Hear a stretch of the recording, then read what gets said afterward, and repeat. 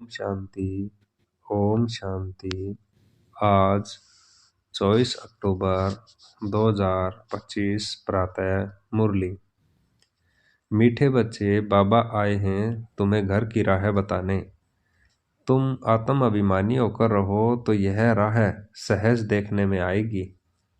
प्रश्न है, संगम पर कौन सी ऐसी नॉलेज मिलती है जिससे सतयुगी देवताएं मोह जीत कहलाए? उत्तर है, संगम पर तुम्हें बाप ने अमर कथा सुनाकर अमर आत्मा की नॉलेज दी। ज्ञान मिला, यह अविनाशी बनाया ड्रामा है। हर एक आत्मा अपना अपना पार्ट बजाती है। वह एक शरीर छोड़ दूसरा लेती है।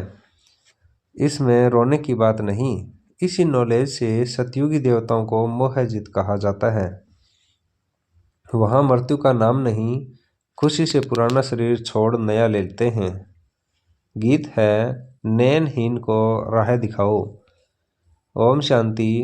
मीठे मीठे रूहानी बच्चों प्रति रूहानी बाप कहते कि राह तो दिखलाता हूँ, परंतु पहले अपने को आत्मा निश्चय कर बैठो। देही अभिमानी होकर बैठो तो फिर तुमको राह बहुत सहज देखने में आएगी। भक्ति मार्ग में आधा कल्प ठोकरें खाई हैं। भक्ति मार्ग की अथाह सामग्री है। अब बाप ने समझाया है, बेहद का बाप एक ही है। बाप कहते हैं, तुमको रास्ता बता रहा हूँ। दुनिया को यह भी पता नहीं कौन सा रास्ता बताते हैं। मुक्ति जीवन मुक्ति, गति सदगति का मुक्ति कहा जाता है शांति धाम को। आत्मा शरीर बगैर कुछ भी बोल नहीं सकती। कर्मेंद्रियों द्वारा ही आवाज होता है। मुख से आवाज होती है। मुख न तो हो तो आवाज कहाँ से आएगा? आत्मा को यह कर्मेंद्रियां मिली हैं कर्म करने के लिए।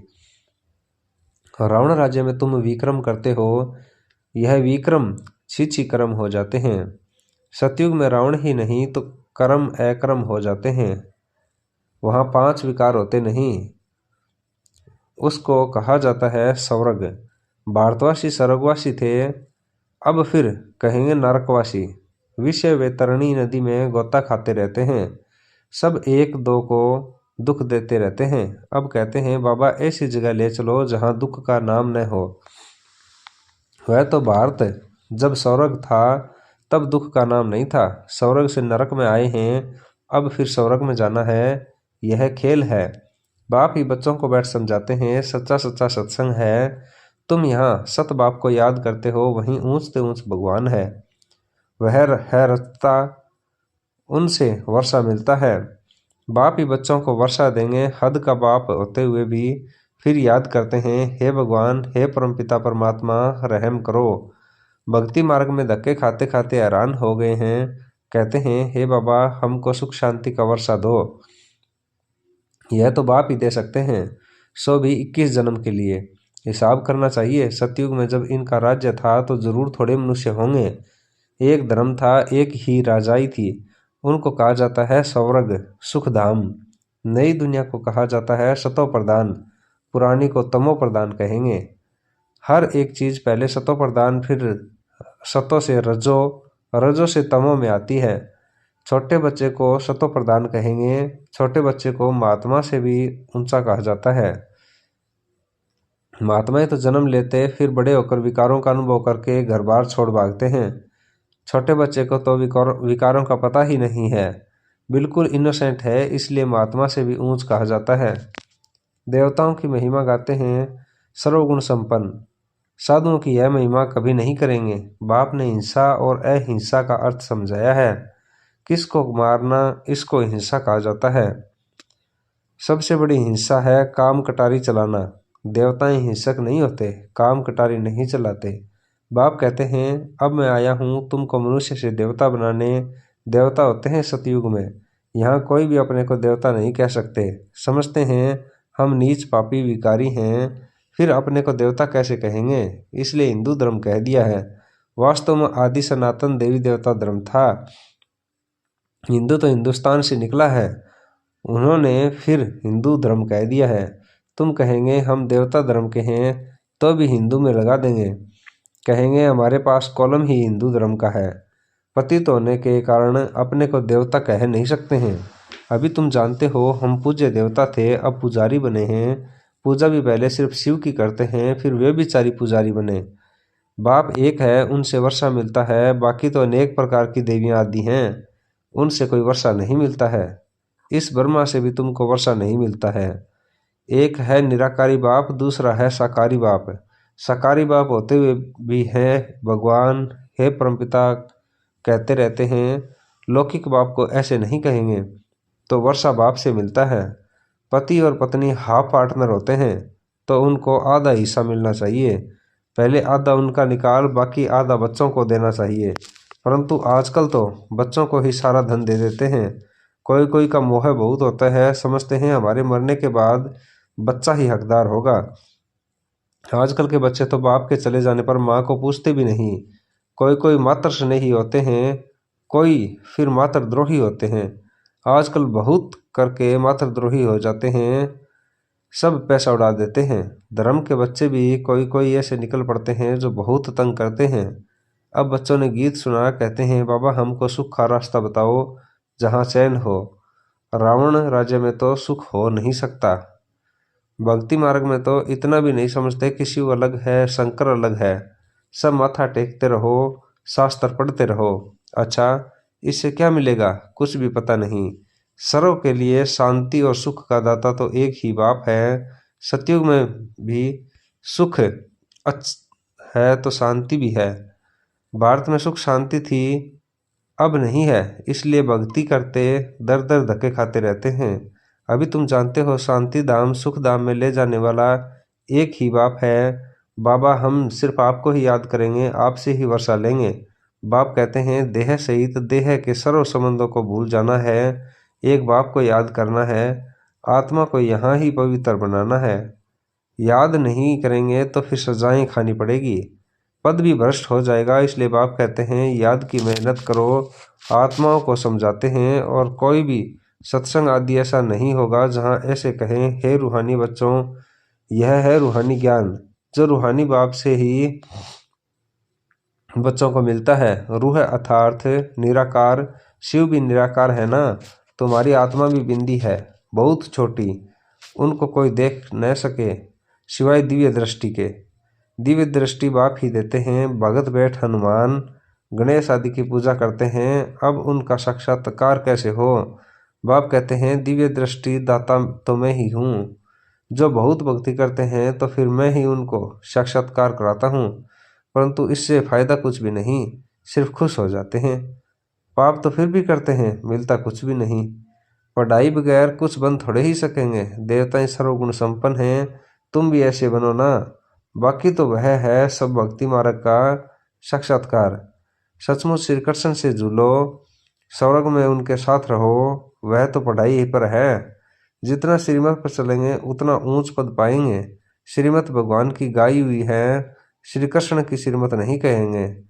परमपिता परमात्मा की श्रीमत से श्री कृष्ण की आत्मा ने यह पद पाया है। तुम्हारी आत्मा भी देवता धर्म में थी, अर्थात श्री कृष्ण के घराने में थी। भारतवासियों को यह पता नहीं है कि राधे कृष्ण आपस में क्या लगते थे, दोनों ही अलग अलग राजाई के थे। फिर स्वयंवर बाद लक्ष्मी नारायण बनते हैं। यह सब बातें बाप आकर समझाते हैं। अब तुम पढ़ते ही हो, स्वर्ग का प्रिंस प्रिंसेस बनने के लिए प्रिंस प्रिंसेस का जब स्वयंवर होता है तब फिर नाम बदलता है। तो बाप बच्चों को ऐसा देवता बनाते हैं। अगर बाप की श्रीमत पर चलेंगे तो तुम हो मुख वंशावली, वह है कुख वंशावली। वह ब्राह्मण लोग हथियाला बांधते हैं काम चिता पर बिठाने का। अभी तुम सच्ची सच्ची ब्राह्मणियां काम चिता से उतार ज्ञान चिता पर बिठाने हथियाला बांधते हो, तो वह छोड़ना पड़े। यहाँ के बच्चे तो लड़ते झगड़ते पैसा भी बर्बाद करते हैं। आजकल दुनिया में बहुत गंद है, इस सबसे गंदी बीमारी है बाइस्कोप। अच्छे बच्चे भी बाइस्कोप में जाने से खराब हो पड़ते हैं, इसलिए ब्रह्म कुमारी को बाइस्कोप में जाना मना है। हाँ, जो मजबूत हैं उनको बाबा कहते हैं वहाँ भी तुम सर्विस करो, उनको समझाओ यह तो है हद का बाइस्कोप। एक बेहद का बाइस्कोप भी है। बेहद के बाइस्कोप से ही फिर यह हद के झूठे बाइस्कोप निकले हैं। अभी तुम बच्चों को बाप ने समझाया है, मूल वतन जहां भी सभी आत्माएं रहती हैं, फिर बीच में है सूक्ष्म वतन, यह है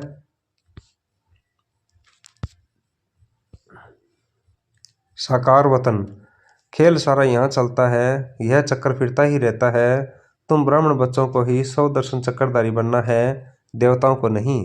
तुम ब्राह्मणों को यह अलंकार नहीं देते हैं क्योंकि पुरुषार्थी हैं, आज अच्छे चल रहे हैं, कल गिर पड़ते हैं, इसलिए देवताओं को दे देते हैं। श्री कृष्ण के लिए दिखाते हैं, 100 दर्शन चक्कर से अक्कासुर बकासुर आदि को मारा। अब उनको तो अहिंसा परमोधर्म में कहा जाता है, फिर हिंसा कैसे करेंगे? यह सब है भक्ति मार्ग की सामग्री। जहाँ जाओ शिव का लिंग ही होगा। सिर्फ नाम कितने अलग अलग रख दिए हैं। मिट्टी की देवियां कितनी बनाते हैं, श्रृंगार करते हैं, हजारों रुपया खर्च करते हैं। उत्पत्ति की फिर पूजा करेंगे, पालना कर फिर जाए डुबोते हैं। कितना खर्चा करते हैं गुड़ियों की पूजा में, मेरा तो कुछ भी नहीं। बाप समझाते हैं, यह सब पैसे बर्बाद करने की भक्ति है। सीढ़ी उतरते ही आए हैं, बाप आते हैं तो सबकी चढ़ती कला होती है। सबको शांति धाम सुख धाम में ले जाते हैं, पैसे बर्बाद करने की बात नहीं। फिर भक्ति मार्ग में तुम पैसे बर्बाद करते करते इंसॉल्वेंट बन गए हो। सॉल्वेंट इंसॉल्वेंट बनने की कथा बाप बैठ समझाते हैं। तुम इन लक्ष्मी नारायण की डिनास्टी के थे ना, अब तुमको नर से नारायण बनने की शिक्षा बाप देते हैं। वो लोग तीजरी की कथा अमर कथा सुनाते हैं, सब झूठ। तीसरी की कथा तो यह है जिससे आत्मा का ज्ञान का तीसरा नेत्र खुलता है, सारा चक्र बुद्धि में आ जाता है। तुमको ज्ञान का तीसरा नेत्र मिल रहा है, अमर कथा भी सुन रहे हो। अमर बाबा तुमको कथा सुना रहे हैं, अमरपुरी का मालिक बनाते हैं। वहाँ तुम कभी मृत्यु को नहीं पाते। यहाँ तो काल का मनुष्यों को कितना डर रहता है। वहाँ डरने की रोने की बात नहीं, खुशी से पुराना शरीर छोड़ नया ले लेते हैं। यहाँ कितना मनुष्य रोते हैं, यह है ही रोने की दुनिया। बाप कहते हैं, यह तो बना बनाया ड्रामा है, हर एक अपना अपना पार्ट बजाते रहते हैं। यह देवताएं मोह जीत है ना। यहाँ तो दुनिया में अनेक गुरु हैं जिनकी अनेक मतें मिलती हैं, हर एक की मत अपनी। एक संतोषी देवी भी है जिसकी पूजा होती है। अब संतोषी देवियाँ तो सतयुग में हो सकती हैं, यहाँ कैसे हो सकती हैं? सतयुग में देवताएं सदैव संतुष्ट होते हैं, यहाँ तो कुछ न कुछ आशा रहती है, वहाँ कोई आस नहीं होती। बाप सबको संतुष्ट कर देते हैं, तुम पद्मपति बन जाते हो। कोई अप्राप्त वस्तु नहीं रहती जिसकी प्राप्ति की चिंता हो, वहाँ चिंता होती ही नहीं। बाप कहते हैं, सर्व का सदगति दाता तो मैं ही हूँ। तुम बच्चों को 21 जन्म के लिए खुशी ही खुशी देते हैं। ऐसे बाप को याद भी करना चाहिए, याद से ही तुम्हारे पाप भस्म होंगे और तुम सतो प्रधान बन जाएंगे। यह समझने की बातें हैं, जितना औरों को जास्ती समझाएंगे उतना प्रजा बनती जाएगी और ऊंच पद पाएंगे। यह कोई साधु आदि की कथा नहीं है, भगवान बैठ इसके सम्मुख द्वारा समझाते हैं। अभी तुम संतुष्ट देवी देवता बन रहे हो, अभी तुमको व्रत भी रखना चाहिए, सदैव पवित्र रहने का, क्योंकि पावन दुनिया में जाना है तो पति नहीं बनना है। बाप ने यह व्रत सिखाया है, मनुष्यों ने फिर अनेक प्रकार के व्रत बनाए हैं। अच्छा, मीठे मीठे शिकलीदे बच्चों प्रति माता पिता बाप दादा का याद प्यार और गुड मॉर्निंग। रूहानी बाप की रूहानी बच्चों को नमस्ते। धारणा के लिए मुख्य सार, एक बाप की मत पर चल, सदा संतुष्ट रहो, संतोषी देवी बनना है। यहाँ कोई भी आस नहीं रखनी है, बाप से सर्व प्राप्तियां कर पद्मपति बनना है। सबसे गंदा बनाने वाला बाइस्कोप सिनेमा है, तुम्हें बाइस्कोप देखने की मना है। तुम बहादुर हो तो हद और बेहद के बाइस्कोप का राज समझ दूसरों को समझाओ, सर्विस करो। वरदान है, पुरुषार्थ और सेवा में विधि पूर्वक वर्दी को प्राप्त करने वाले तीव्र पुरुषार्थी भव है। ब्राह्मण अर्थात विधि पूर्वक जीवन। कोई भी कार्य सफल तब होता है जब विधि से किया जाता है। अगर किसी भी बात में स्वयं के पुरुषार्थ या सेवा में वर्दी नहीं होती है तो जरूर कोई विधि की कमी है। इसलिए चेक करो कि अमृत वेले से रात तक मनसा वाचा कर्मणा व संपर्क विधि पूर्वक रहा, अर्थात वर्दी हुई। अगर नहीं तो कारण को सोचकर निवारण करो, फिर दिल शिकस्त नहीं होंगे। अगर विधि पूर्वक जीवन है तो वर्दी अवश्य होगी और तीव्र पुरुषार्थी बन जाएंगे।